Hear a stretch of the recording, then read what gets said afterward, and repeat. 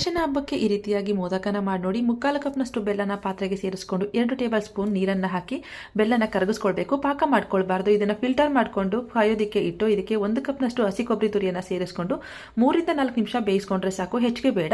ಇದಕ್ಕೆ ಅರ್ಧ table spoon ಏಲಕ್ಕಿ ಪೌಡರ್, 1 ಟೇಬಲ್ ಸ್ಪೂನ್ ತುಪ್ಪನ ಹಾಕಿ ಚೆನ್ನಾಗಿ ಮಿಕ್ಸ್ ಮಾಡಿ ಕೊಟ್ಟರೆ ಸ್ಟಫಿಂಗ್ ರೆಡಿ ಆಗುತ್ತೆ. ಮೋದಕ ಮಾಡೋದಕ್ಕೆ ಮುದ್ದೆಗೆ 1 ಪಾತ್ರೆಗೆ ನೀರನ್ನು ಸೇರಿಸ್ಕೊಂಡು ಸ್ವಲ್ಪ ತುಪ್ಪ, ಅಕ್ಕಿ ಹಿಟ್ಟು ಮತ್ತು ಚಿಟಿಕೆ ಉಪ್ಪನ್ನು ಸೇರಿಸ್ಕೊಂಡು ಕುದಿ ಬರಬೇಕಾದ್ರೆ ಅಕ್ಕಿ ಹಿಟ್ಟನ್ನು ಹಾಕಿ ಲೈಟಾಗಿ ಮಿಕ್ಸ್ ಮಾಡಿಕೊಟ್ಟು ಬೇಯಿಸ್ಕೊಂಡು ಚೆನ್ನಾಗಿ ಗಂಟಿಲ್ದಾಗೆ ಮಿಕ್ಸ್ ಮಾಡಿ ಕೊಡಬೇಕು. ಮತ್ತೆ ಇದನ್ನು ಸ್ವಲ್ಪ ಹೊತ್ತು ಬೇಯಿಸ್ಕೊಂಡು ಈಗ ಇದು ಮುದ್ದೆನ ಮಾಡ್ಕೊಳ್ಬೇಕು. ಸ್ವಲ್ಪ ತುಪ್ಪನ ಹಾಕಿ ಮುದ್ದೆನ ಮಾಡ್ಕೊಂಡ್ರೆ ಮೋದಕ ಬಿರುಕು ಮತ್ತು ಚೆನ್ನಾಗಾಗುತ್ತೆ.